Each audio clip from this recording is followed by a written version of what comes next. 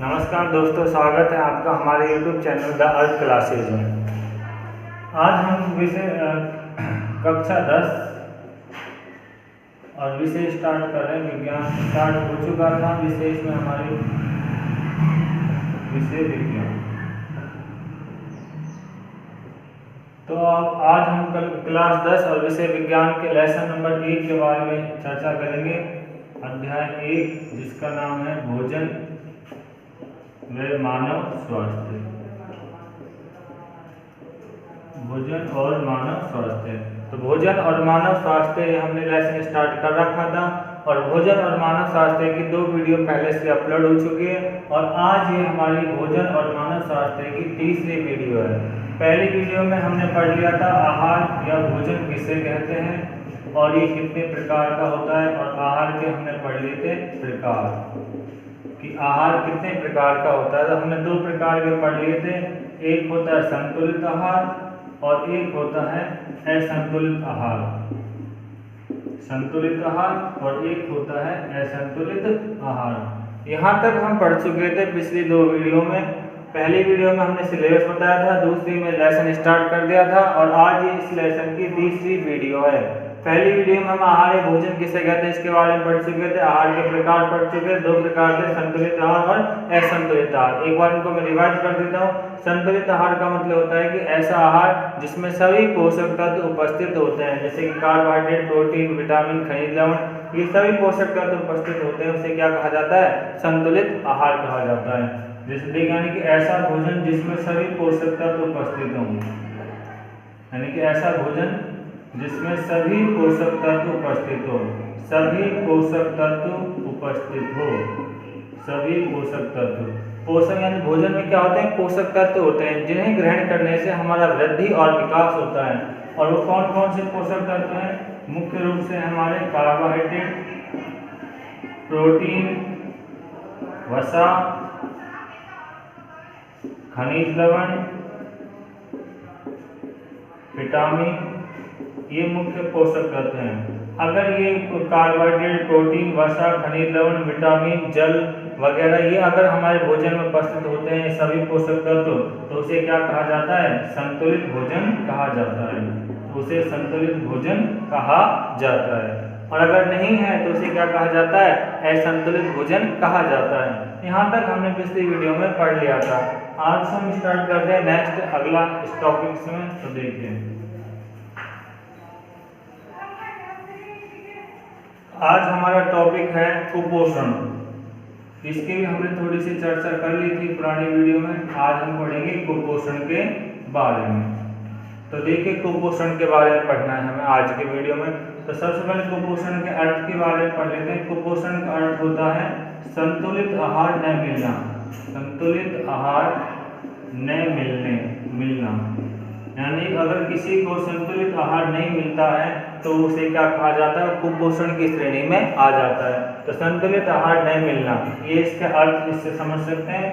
अगर संतुलित आहार नहीं मिल रहा, अगर परिभाषा के रूप में बात करेंगे वही कुपोषण किसे कहते हैं परिभाषा, तो देखिए तो जो हमारे संतुलित आहार के जो मैंने आपको अभी घटक बताए थे, अगर उन घटकों में से कोई एक घटक अनुपस्थित हो या उसकी कम मात्रा हो तो उससे होने वाले रोग क्या कहलाते हैं? कुपोषण कहलाते हैं।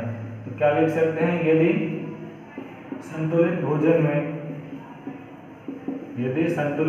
में सभी पोषक तत्व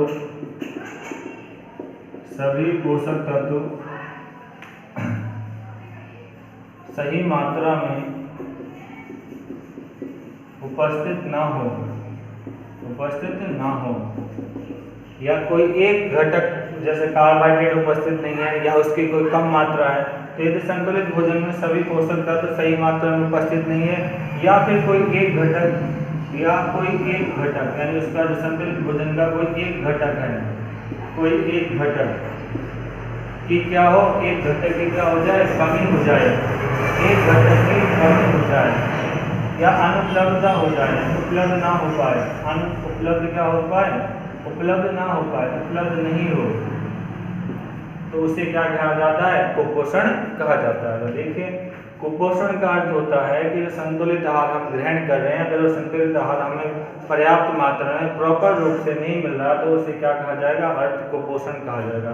परिभाषा के रूप में हम ये कह सकते हैं, यदि संतुलित भोजन में सभी पोषक तत्व सही मात्रा में उपस्थित ना हो, या उनमें से कोई एक घटक कम हो या उपलब्ध नहीं हो, या उसकी मात्रा अधिक हो, तो उसकी वजह से जो होने वाले रोग हैं उन्हें क्या कहा जाएगा, कुपोषण, या उन्हें एक और कहा जाता है हीनता जन्य रोग भी कहा जाता है। हीनता जन्य रोग कहा जाता है।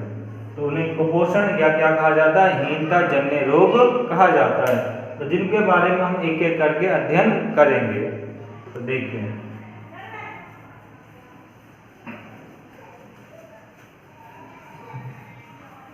सबसे पहले हम थोड़ा सा ये और जान लेते हैं कि कुपोषण के कारण क्या होते हैं, किस वजह से हमारे कुपोषण होते हैं। तो कुपोषण के कारण, तो देखिए कुपोषण के क्या क्या कारण होते हैं जिनकी वजह से कुपोषण होने की संभावना ज़्यादा रहती है।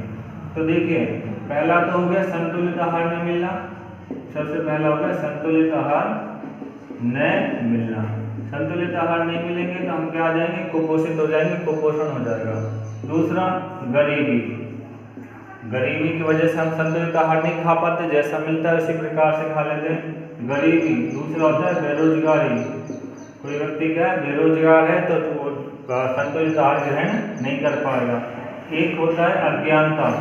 अज्ञानता की वजह से, अज्ञानता का मतलब है कि हमें ज्ञान नहीं है, हम एक ही प्रकार का भोजन खा रहे हैं, जैसे रोजाना सुबह से हम दाल खा रहे हैं और चीज़ों को नहीं खा रहे हैं। जो हरी सब्जियां होती हैं, छोटे बच्चे होते हैं हरी सब्जियों को नहीं खाते, तो वो हमारा ज्ञान है कि भाई दाल से हमारी सब चीज़ों की पूर्ति हो जाएगी, तो ये अज्ञानता है। तो इस अज्ञानता की वजह से भी क्या होता है, ये हो सकता है। अगला होता है भोजन संबंधी गलत आदतें। भोजन संबंधी गलत आदतें, यानी कि हम भोजन करते समय कुछ गलत आदतें अपने दिमाग में पाल लेते हैं, उनकी वजह से भी कुपोषण के हम क्या हो सकते हैं, शिकार हो सकते हैं। और अगला होता है मिथ्या धारणा, यानी कुछ गलत बातें फैली हुई हैं, उनकी वजह से भी हो सकता है।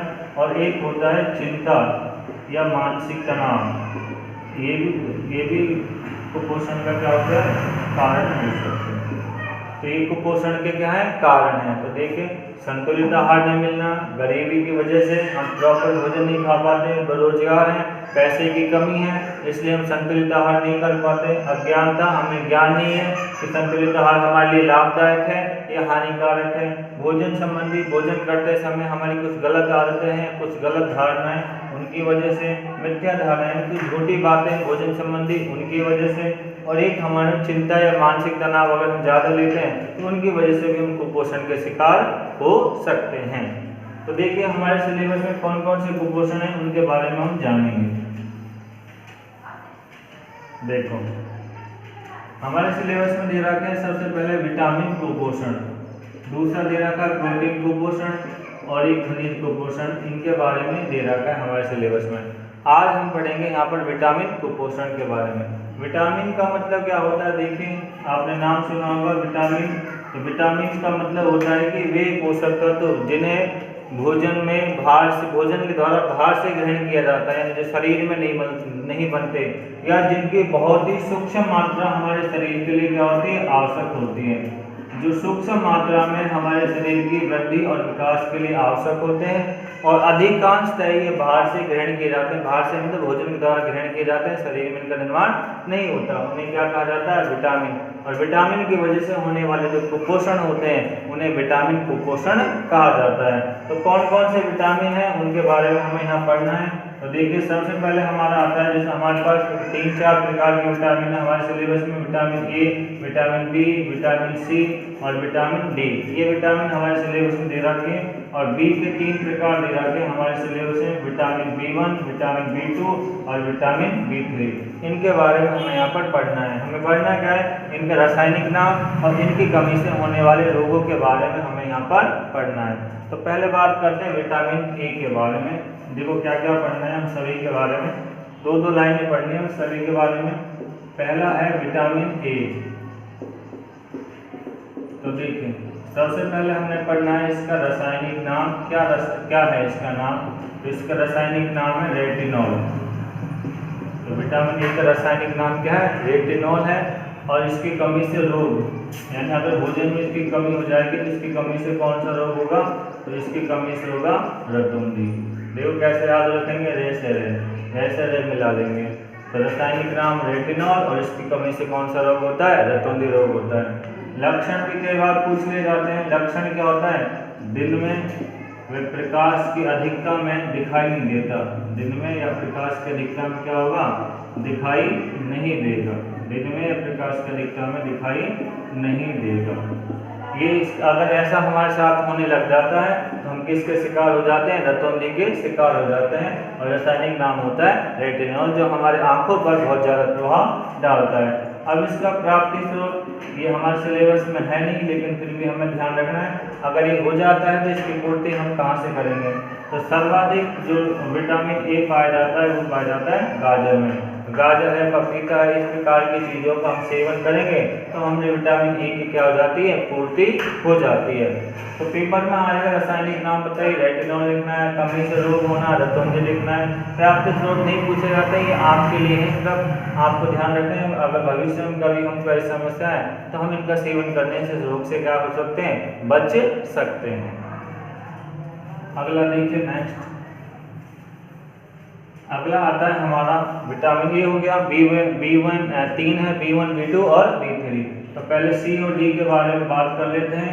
दूसरा है हमारा विटामिन सी, इसका रासायनिक नाम है एस्कॉर्बिक अम्ल, एस्कॉर्बिक अम्ल ये इसका रासायनिक नाम है। कमी से रोग होता है स्कर्वी। देखो सेल से सेल मिला लेना, इससे आपको क्या होगा, याद रह जाएगा, यहाँ पे उठता हुआ रहे, यहाँ पे ऊपर उठता हुआ रहे। तो रासायनिक नाम है एस्कॉर्बिक अम्ल और कमी से होने वाला रोग कौन सा है, स्कर्वी है। अब लक्षण क्या होते हैं इसके, जो विटामिन ए स्कर्वी की हमारे पास क्या हो जाती है, कमी हो जाती है, तो क्या होता है, देखो जो हमारे मसूड़े होते हैं दांतों में, तो मसूड़ों से क्या आने लगता है, खून आने लगता है, मसूड़ों से खून आने लगता है, मसूड़ों से क्या होता है, खून आने लगता है। प्राप्ति स्रोत के लिए हमें क्या करना पड़ेगा, अगर हम इसके शिकार हो गए तो हमें खट्टे फल होते हैं जो उनका क्या करना पड़ेगा, सेवन करना पड़ेगा। और खट्टे फलों में भी मोस्टली सबसे ज़्यादा हमें किसका सेवन करना पड़ेगा, आंवले का। अगर आप आंवले का सेवन करते हो तो आपको स्कर्वी रोग की कोई समस्या नहीं आएगी। मसूड़ों से खून आएगा, मसूड़ों का कलर क्या हो जाता है, थोड़ा चेंज हो जाता है। रासायनिक नाम एस्कॉर्बिक अम्ल, कमी से स्कर्वी रोग, और लक्षण होता है मसूड़ों से क्या आने लगता है, खून आने लगता है जब समस्या ज़्यादा हो जाती है। प्राप्ति स्रोत होते हैं खट्टे फल, और खट्टे फलों में सबसे ज़्यादा कौन होता है, आंवला है, नींबू है, संतरा है, इस प्रकार के। लेकिन सबसे ज़्यादा किस में पाया जाता है, आंवला में पाया जाता है। अगर इसका आप सेवन करोगे तो आपको कोई दिक्कत नहीं आएगी। अगला देखिए, तीसरा है विटामिन डी। विटामिन डी का नाम है रासायनिक नाम कैल्सीफेरॉल, कैल्सीफेरॉल ये इसका रासायनिक नाम है। और इसकी कमी से होने वाला रोग है रिकेटस। विटामिन डी की कमी से कौन सा रोग होता है, रिकेटस। डी की बात करें, ये हमारा तीसरा विटामिन है, रिकेटस रोग हो जाता है इसकी कमी से हमें। रासायनिक नाम इसका कैल्सीफेरॉल। लक्षण क्या होते हैं, जो हमारी हड्डियां हैं वो क्या हो जाती हैं, मृदुल हो जाती हैं, कमजोर हो जाती हैं, और क्या हो जाती हैं, मृदुल, और क्या हो जाती है, साथ में मुड़ जाती हैं। ये हमारे इस रोग के क्या हो गए, लक्षण होते हैं। यानी सर्वाधिक जो प्रभाव होता है कौन से अंग में पड़ता है, हमारे पैरों में जो हड्डियां होती हैं उन पर प्रभाव पड़ता है। मृदुल सॉफ्ट हो जाती हैं, मुड़ जाती हैं, घुटने पास आ जाते हैं, इस प्रकार के हमें रोग हो जाते हैं। तो विटामिन डी, कैल्सीफेरॉल, कमी से रोग रिकेटस, ये इसके लक्षण है। प्राप्ति स्रोत के लिए आपको क्या करना पड़ेगा, जैसे विटामिन डी, इसके लिए आप क्या कर सकते हो, धूप से विटामिन डी ले सकते हो, आपने सुना भी होगा। और सबसे ज़्यादा पाया जाता है ये मछली के तेल में। अगर आप मछली के तेल का सेवन करोगे तो विटामिन डी की क्या हो जाती है, पूर्ति हो जाती है। और इसकी कमी से जो हमें रोग हो गया है वो रोग क्या हो जाता है, समाप्त हो जाता है, या क्या हो जाता है, खत्म हो जाता है। ठीक है भाई, देखिए अगला है हमारे पास चौथा विटामिन बी। तो देखो विटामिन बी में क्या रखना, विटामिन बी एक विटामिन नहीं है, ये विटामिन बहुत सारे विटामिनों का क्या है, समूह है। तो इसे क्या बोलेंगे, विटामिन बी कॉम्प्लेक्स या विटामिन बी समूह। जैसा आपने इसमें होते हैं B1 B2 B1 देखिए, बी समूह में पहला है हमारा B1 का रासायनिक नाम है हमारे पास थायमिन। थायमिन रासायनिक नाम है। और इसकी जो कमी से रोग होता है, तो रासायनिक नाम है इसका थायमिन, और कमी से रोग होने वाला कौन सा है, बेरी। कौन सा रोग होता है, बेरी। ठीक है भाई। लक्षण है इसका हृदय धड़कन क्या हो जाती है, कम हो जाती है। पेशियां क्या हो जाती है, कमजोर हो जाती है। ये इसका मुख्य लक्षण है जो हमको ध्यान रखना है। हृदय धड़कन कम हो जाएगी और पेशियां क्या हो जाती है, कमजोर हो जाती है।